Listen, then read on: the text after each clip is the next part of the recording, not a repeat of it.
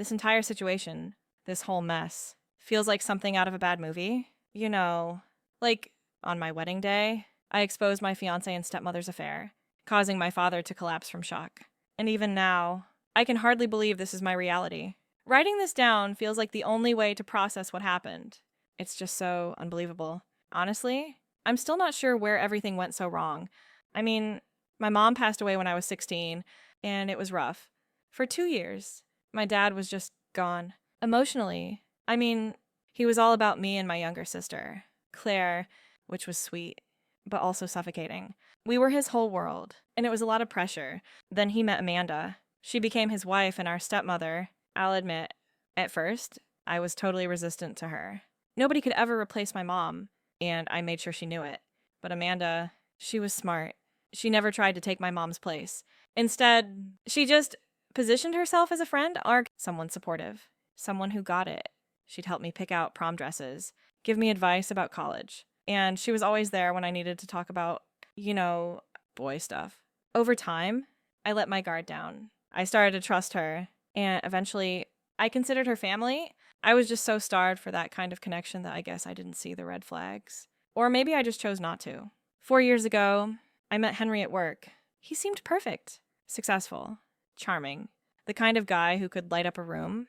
We just clicked. What really sealed the deal was how easily he fit in with my family. He bonded with my dad over golf, chatted with Claire about her reality shows, and formed this weird connection with Amanda over their shared love of yoga and meditation. She'd always go on and on about how he was the best instructor at the studio, even though he worked in finance now. After 2 years of dating, Henry proposed during a family trip. It felt like a dream come true. And Amanda was right there, all in, helping with everything from choosing the venue to attending my dress fittings. It was a lot of work, and I'll admit, I just sort of let her take the lead on most of it. I thought I was incredibly lucky to have such a supportive stepmother. I thought everything was fine. Everything was perfect. But then, 2 days before the wedding, everything just unraveled. My cousin Ben, who was one of Henry's groomsmen, asked to talk to me privately. He looked pale, almost sick. He showed me a video he had recorded during Henry's bachelor party, and I just froze. In the video, Henry, visibly drunk, was bragging about his affair with Amanda. He described how it started at last year's Christmas party and went into excruciating detail about how they would meet at hotels while pretending she was attending yoga classes. But the worst part, the thing that just absolutely broke me, was his admission that proposing to me was just a ploy to keep their affair hidden. He said I was too busy with work to notice, and that it was the easiest way to keep Amanda close. It was all a lie, the whole engagement. The proposal, the family dinners, it was all for show. I was completely devastated. I couldn't even breathe.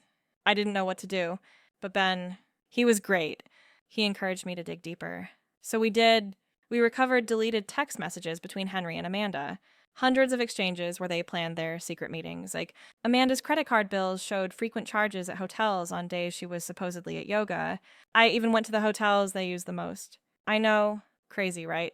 But one of the managers, a sweet older lady, actually recognized them from the security footage and let me see them checking in together multiple times. The evidence was overwhelming. It was like living a nightmare while I had been working extra hours to save for our wedding. My fiancé was betraying me with my stepmother. It was sickening. At first, I considered just canceling the wedding quietly, just letting it all go. But the more I thought about it, the angrier I got. Canceling without an explanation would have left so much room for whispers and rumors. They probably would have twisted the story, making me out to be the irrational one who got cold feet. No, they deserved to be exposed for who they truly were.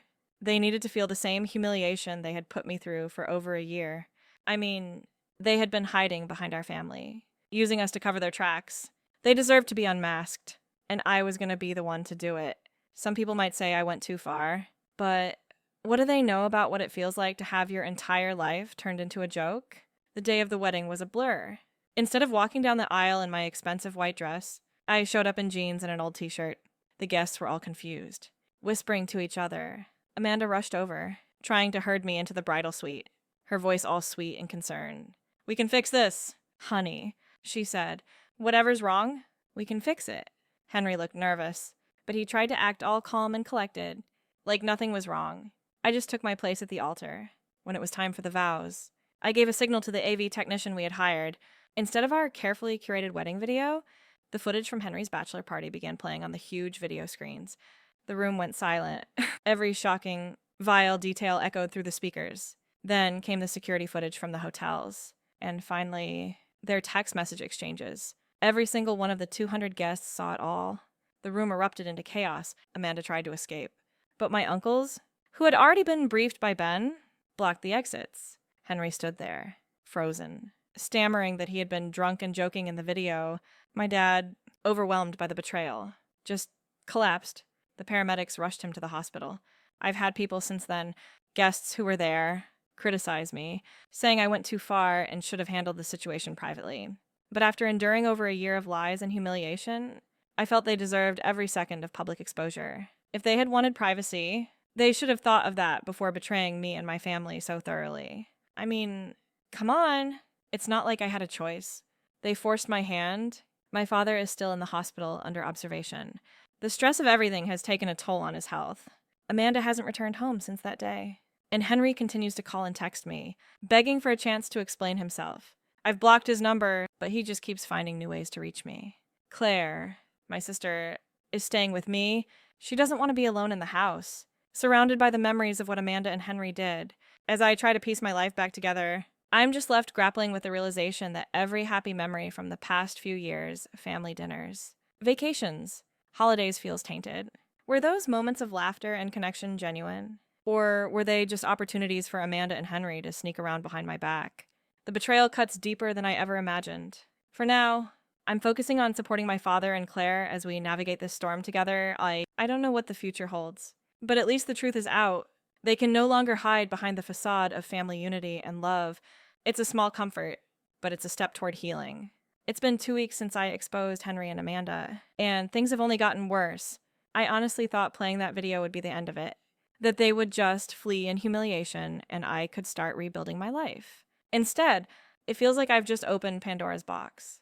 Amanda has reemerged, not to apologize or express any regret, but to try and control the story.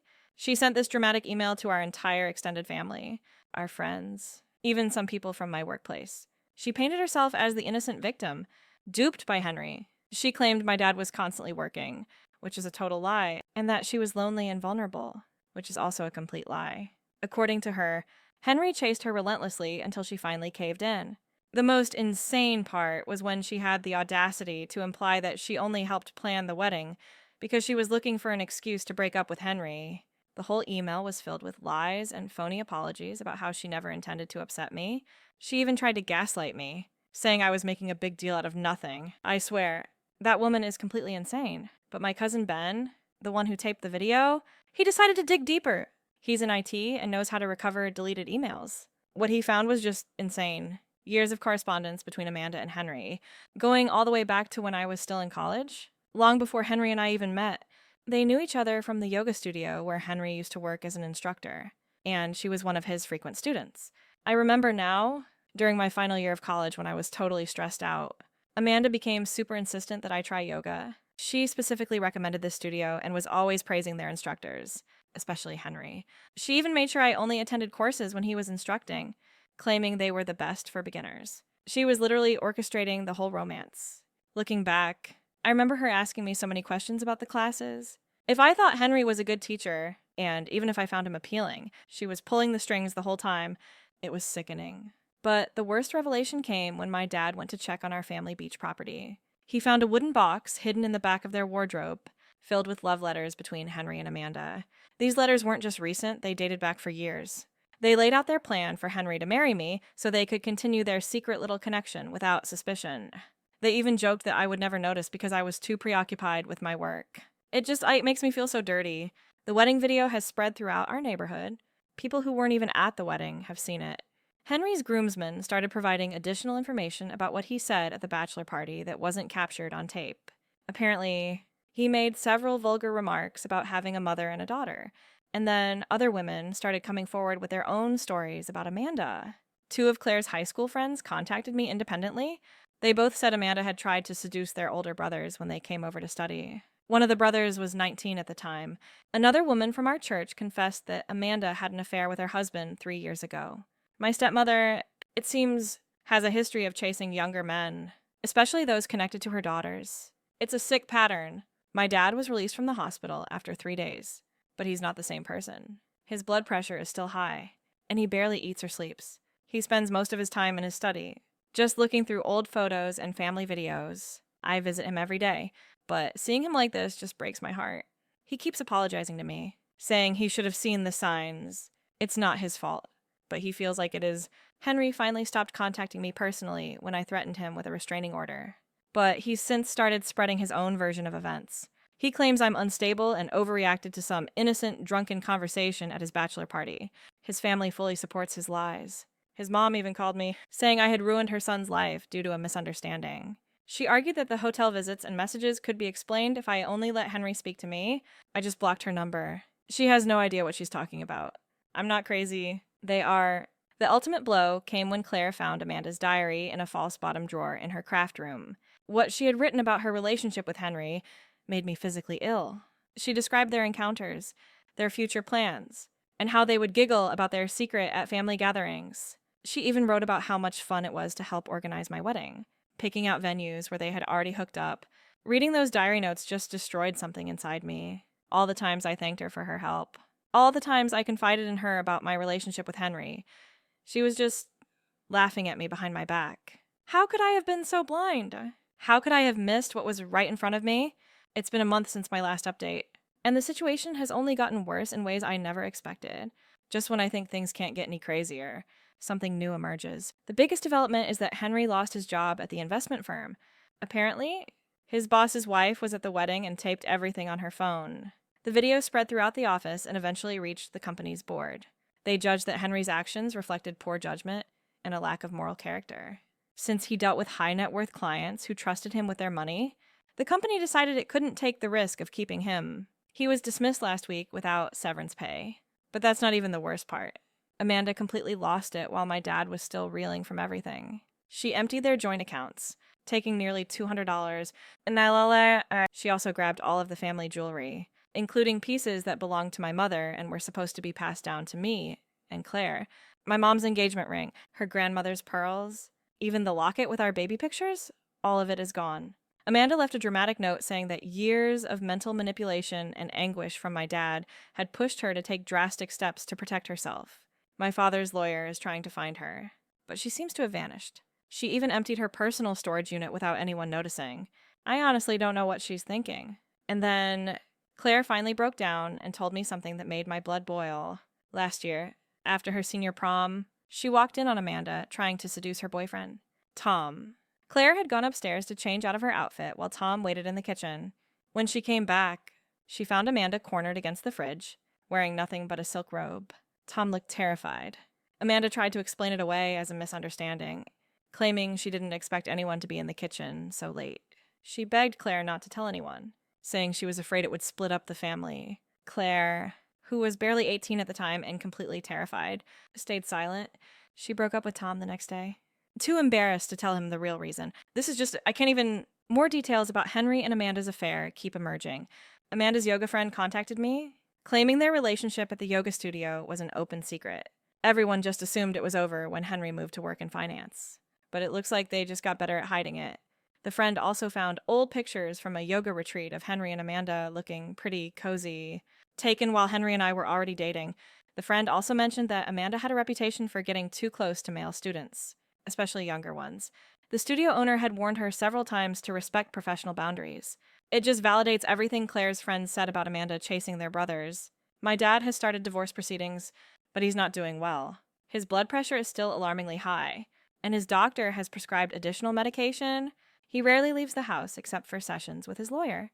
Every new revelation about Amanda's dishonesty seems to age him another year. What hurts the most is that Amanda's betrayal went so much deeper than just the affair. She actively sought to get close to vulnerable younger men in her family. She preyed on Claire's boyfriend while he was barely out of high school, manipulating events to get her way while pretending to be a loving stepmother. I keep finding concealed receipts from places I never knew existed. A burner phone in her garden shed, and gift cards and notes from Henry hidden in her old books. It's as if she had this entire secret existence that was running parallel to ours. Some of Henry's friends have even reached out to apologize. They admitted knowing about the affair but were too afraid to say anything. One of them said that Henry would brag about how easy it was to deceive me because I worked so hard. He actually preferred my lengthy hours because they allowed him more time with Amanda. The entire situation just makes me feel unclean, as if every memory from the last 5 years, family dinners, holidays, vacations is just soiled. How many times did they laugh at me while pretending to care about my well-being? It's been 6 months since all of this went down, and the fallout is still happening. Amanda just reappeared in Arizona, living with a 35-year-old yoga instructor she met on a retreat. She actually tried to challenge the divorce, saying that she deserved half of everything because my dad's work schedule drove her to infidelity, but her lawyer dropped the case after my father's legal team produced all the evidence of her indiscretions and money theft. She received nothing in the settlement other than her own items, which basically just included the jewels and money she had stolen. We did find some of my mother's jewels in pawn shops. The owners were sympathetic and let us buy back a few pieces at cost, but my mom's engagement ring and most of the family antiques are still gone. Amanda claims she sold them all for cash and squandered everything. Henry's life has completely fallen apart after losing his job. He couldn't afford his apartment and had to move back in with his parents. His attempts to find work at other investment firms have been unsuccessful because a video of his bachelor party confession went viral on LinkedIn, and it now shows up when people search for his name. Amanda left him for her yoga instructor the second he lost his job and money. He actually showed up intoxicated at Claire's college graduation, crying about how he gave up his life for Amanda.